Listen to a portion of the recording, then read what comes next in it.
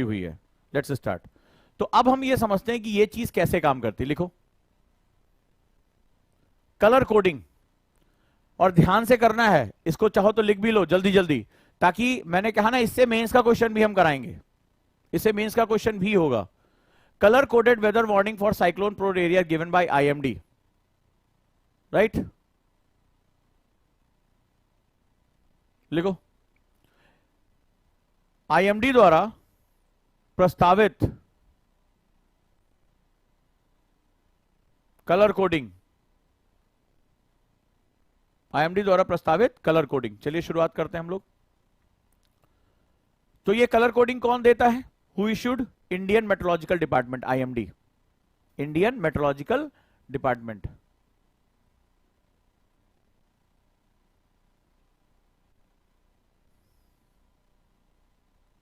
Next one, issue colour coded warning. ये क्या काम करता है? आईएमडी कलर कोडिंग वार्निंग लेकर आता है, ठीक है।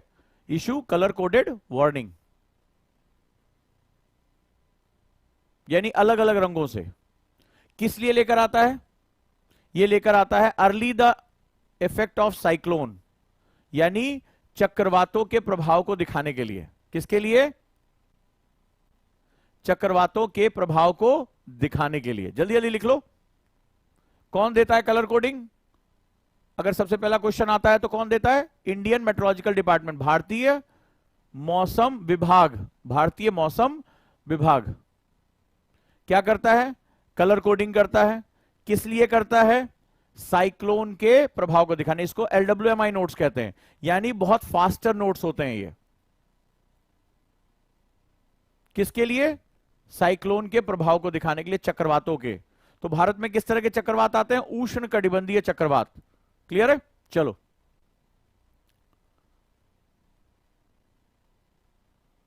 Next one, colour coded weather warning for cyclone. कौन कौन से कलर होते हैं? लिखो 4 colour. 4 colour coded warning system हमारे यहां होता है।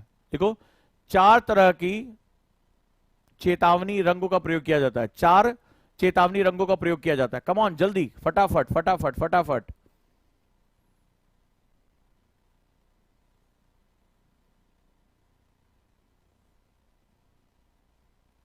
राइट, पहला ग्रीन, हरा। इसको प्री साइक्लोन वॉच कहा जाता है, यानी चक्रवात से पहले का ग्रीन, हरा रंग। तो हरा कैसे होगा?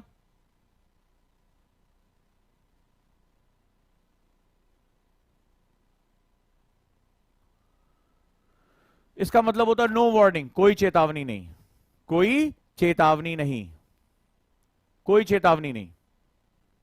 दूसरा होता है येलो। आज आरएफआर में ऑफर है जो मैं इसके लास्ट में बताऊंगा, या यहां जो शेयर किया जा रहा है उसके साथ भी आप जुड़ सकते हैं। दूसरा होता है, पहला कौन सा? हरा। दूसरा कौन सा होता है? येलो, पीला। साथ साथ याद करते जाओ, बहुत कम टाइम है हमारे पास। दूसरा पीला, इसको साइक्लोनेट यानी कि चक्रवात चेतावनी का रंग कहते हैं। येलो, पीला, चक्रवात चेतावनी। ये क्या बताता है? बहुत बुरे मौसम के बारे में जानकारी देता है। Indicates very severely bad weather, बुरे मौसम के बारे में जानकारी देता है। बादल आने लगते हैं, हवाएं तेज चलने लगती हैं। फिर तीसरा रंग है ऑरेंज, नारंगी। राइट, नारंगी। नारंगी कहता है हां अब चक्रवात आएगा ही आएगा, ठीक है, नारंगी। तो क्या होता है? ऑरेंज में साइक्लोन वार्निंग हो जाता है। ये क्या कहता है कि अब जानमाल का नुकसान हो जाएगा, अब जो है एक्सट्रीमली बैड वेदर। एक्सट्रीम का मतलब हो गया अब यहां पर तेज तूफान आएगा, बहुत बुरा मौसम है, तेज तूफान आएगा और जान माल के नुकसान का यहां पर अंदाजा हो जाता है। यहां एजेंसीज के लिए बहुत मुश्किल समय आ जाता है।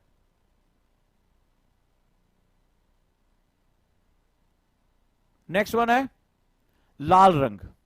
ये क्या होता है? चक्रवात के बाद, लाल रंग, पोस्ट लैंडफॉल आउटलुक, चक्रवात के बाद का मौसम।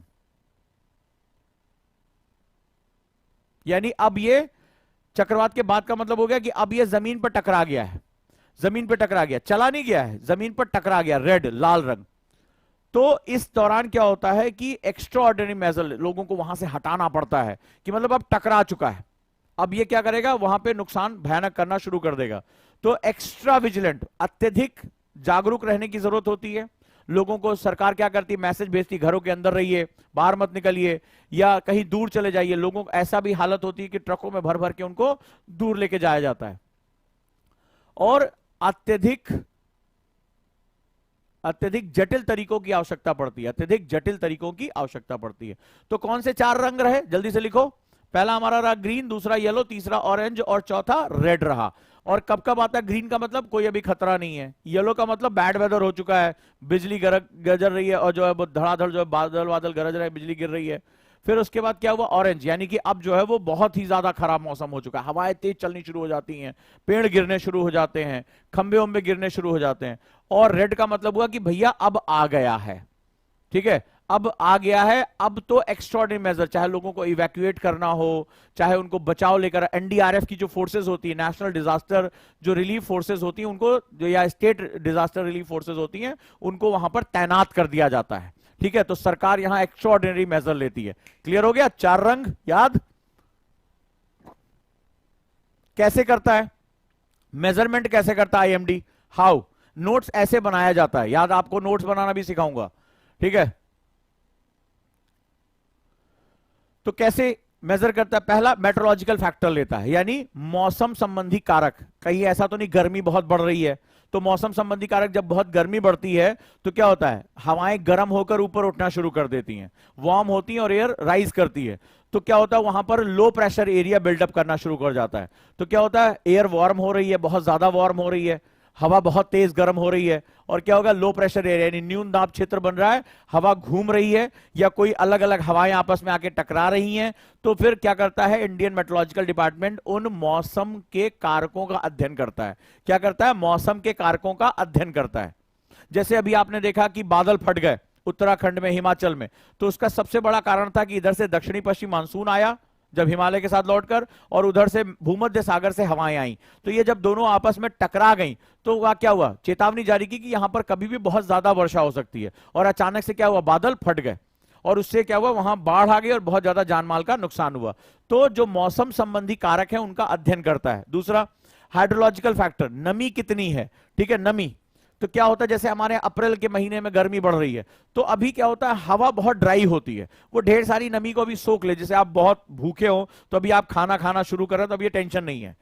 तो लेकिन क्या होता है, धीरे धीरे जैसे जैसे मौसम आगे बढ़ता है, मई आ जाता है, जून आ जाता है, तो हवा मॉइस्चर जो है वो क्या होता है, सैचुरेट होती है, यही बारिश करेगी, यही तूफान लेकर आएगी। तो हाइड्रोलॉजिकल फैक्टर यानी नमी के कारकों को देखती है, बड़े ध्यान से लिखते जाओ। और ज्योग्राफी के जियोफिजिकल फैक्टर्स, यानी जो भू भौतिक कारक है, भू भौतिक कारक, उनका अध्ययन करती है। कहीं ऐसा तो नहीं रास्ते में कोई पहाड़ पड़ रहा है, तो पहाड़ पड़ेगा तो क्या होगा, बादल जाएंगे और पर्वतीकृत वर्षा कर देंगे, धड़ाक से सारा पानी गिर जाएगा। कहीं ऐसा तो नहीं कि ये कोस्टल एरिया के बहुत पास बन रहा है तो तड़ाक से तुरंत जो है उसके पास पहुंच जाएगा, क्योंकि जमीन क्या होगी, गर्म होगी, पानी उतना गर्म नहीं होगा। तो दोनों के बीच में क्या होगा, टेम्परेचर का डिफरेंस होगा, और टेम्परेचर का डिफरेंस होगा तो प्रेशर का यानी कि दाब का डिफरेंस होगा, दोनों के दाब अलग अलग हो जाएंगे और खींच के उसको लेकर आएगा, खुद ही क्या करेगा, साइक्लोन को जमीन खींच लेगी। आ जाओ, तो इसको बोलते हैं भू भौतिक कारक। कहीं आसपास जमीन गर्म तो नहीं हो रही तेजी से, तो क्या होगा, चक्रवात भागेगा हाई प्रेशर से लो प्रेशर की तरफ। ठीक है, ये क्लियर हुआ, ये सारे फैक्टर्स आपने लिख लिए। देखिए नोट्स भी आप स्मार्ट बनाना सीखेंगे। अब देखो, कोस्टल वार्निंग सिस्टम जो स्टेट गवर्नमेंट, राज्य सरकार कौन करता है, राज्य सरकार के कर्मचारी करते हैं, कि भाई कोई दिक्कत तो नहीं, कोई लफड़ा तो नहीं, राज्य सरकार के अधिकारी करते हैं इसमें। ठीक है, तो राज्य सरकार के अधिकारी क्या करते हैं, साइक्लोन वार्निंग यानी कि चक्रवात की पूर्व चेतावनी जारी करते हैं 4 चरणों में। कितने में, 4 चरणों में जारी करते हैं, लिखो। यानी कि साइक्लोन की पूर्व चेतावनी 4 चरणों में जारी होती है। पहला, फर्स्ट स्टेज, इसको प्री साइक्लोन वॉच कहते हैं, यानी लिखो प्रथम चरण, जल्दी से लिखते जाओ। प्रथम चरण, पूर्व साइक्लोन चेतावनी, कब, 72 घंटे पहले, राइट। अर्ली वार्निंग कब, 72 घंटे पहले। तो पहले स्टेज में कब वार्निंग जारी होती है, 72 घंटे पहले। लिखते जाओ जल्दी से, फटाफट, 72 घंटे पहले। रिवीजन करते जाओ, याद रहना चाहिए। अभी फिर क्वेश्चन करेंगे, इसलिए ध्यान से पढ़ना, बड़े ध्यान से पढ़ते जाना। अभी फिर वापस क्वेश्चन करेंगे, आप देखना मार्क्स कितने बढ़ जाते हैं। ठीक है, 72 घंटे पहले। सेकेंड स्टेज, दूसरा चरण, इसको हम लोग साइक्लोन अलर्ट चरण कहते हैं। कब, 48 घंटे पहले। 48 घंटे पहले। सेकेंड चरण कब होगा? 48 घंटे पहले। खासतौर पे जो तटीय इलाकों में रह रहे हैं कि भैया देखो तैयार हो जाओ, कुछ भी हो सकता है, 48 घंटे पहले। खासतौर पे फिशरमैन, जो मछुआरे हैं, सामान्य पब्लिक, मीडिया और डिजास्टर मैनेजर्स को, यानी कि जो आपदा प्रबंधन करने वाली टीम है, उनको बता दिया जाता है कि 48 घंटे में तूफान आने की संभावना है, चक्रवात आने की संभावना है। मछुआरों से कह दिया जाता है कि आप सागर में मत जाएं, मछली पकड़ने मत निकले, अपने घरों की तरफ वापस चले जाएं। सामान्य पब्लिक को भी कहा जाता है, जैसे लोग नहीं घूमने फिरने तटों के किनारे चले जाते हैं, तो बोला मत जाओ, बहुत खतरा है वहां पे। ठीक है, फिर थर्ड स्टेज आ जाता है, इसको साइक्लोन वार्निंग स्टेज कहते हैं, यानी कि चक्रवात अब बन चुका है, चेतावनी जारी है। ये 24 घंटे पहले दे दिया जाता है। ये हमारी खास तौर पे हमने जो सैटेलाइट छोड़ा है, भारत के पास जो तकनीकी बढ़ी है, उससे हम लोगों की जान बचा पाते हैं। भारत आज डिजास्टर मैनेजमेंट में बहुत अच्छा कर रहा है। ठीक है, तो हम 24 घंटे पहले देते हैं। The third stage is before 24 hours in advance. और चौथा चरण होता है 12 घंटे पहले चेतावनी दी जाती है कि अब चक्रवात जमीन पर टकरा गया है। ठीक है, पोस्ट लैंडफॉल आउटलुक, कि अब कैसा हो रहा है, चक्रवात धीरे धीरे डिसअपियर होता है। ठीक है, जाता है जमीन पर, धीरे धीरे उसकी पावर कम होती जाती है। तो 12 घंटे पहले यह दे दिया जाता है चौथे चरण के बारे में जानकारी। याद है? तो फिर से एक बार देखते हैं। फर्स्ट स्टेज 72 घंटे पहले कि भाई मामला खराब हो रहा है, समुद्र के अंदर तूफान आने की उम्मीद है। सेकेंड चरण 48 घंटे पहले मछुआरों को जाने से मना कर दिया जाता है। थर्ड स्टेज साइक्लोन वार्निंग का स्टेज होता है कि भाई अब 24 घंटे, अब किसी भी पल जो है वो जमीन पर टकरा सकता है। और चौथा स्टेज होता है, इसको पोस्ट लैंडफॉल आउटलुक कहते हैं, यानी जमीन पर गिरने के बाद 12 घंटे तक वो कहां कहां तबाही मचा रहा है, कहां तूफान आ रहा है, बारिश कहां कर रहा है, बादलों को कितना अंदर फेंक दिया, तो 12 घंटे पहले दिया जाता है। क्लियर? तो क्या जो आईएमडी है वो केवल और केवल जो साइक्लोन के लिए करता है? ये भी लिखो। आईएमडी जो है अब उसने अपनी तकनीक को और बढ़ा दिया है। तो तकनीक को बढ़ा दिया तो ये बाढ़ के लिए भी हमें देता है, बहुत अधिक वर्षा होती है, बहुत अधिक वर्षा से भी बहुत जानमाल का नुकसान होता है, हैवी रेनफॉल के लिए भी हमें देता है। स्नो स्टॉर्म यानी बर्फीले तूफान के बारे में भी, जो हिमाचल कश्मीर में बर्फीला तूफान आ रहा है, ठीक है, और डेंजरस वेदर इवेंट यानी कोई भी जो खतरनाक मौसमी घटना होने जा रही, जो मौसम से संबंधित है। ये भूकंप के लिए नहीं बात कर रहा है, ठीक है, ये किसके लिए बात कर रहा है? जो मौसम संबंधी, बादल आएंगे, तूफान आएगा, बारिश होगी, बर्फ गिरेगा, उसके बारे में जानकारी दे रहा है। तो बाढ़ के लिए, अत्यधिक वर्षा के लिए, भयानक जो है वो बर्फीले तूफान के लिए, और कोई भी खतरनाक मौसम घटना के लिए ये हमें जानकारी देता है। राइट, ये हमें जानकारी देता है। क्लियर है? यस या नो? तो ये रहा आरएफआर में एफ।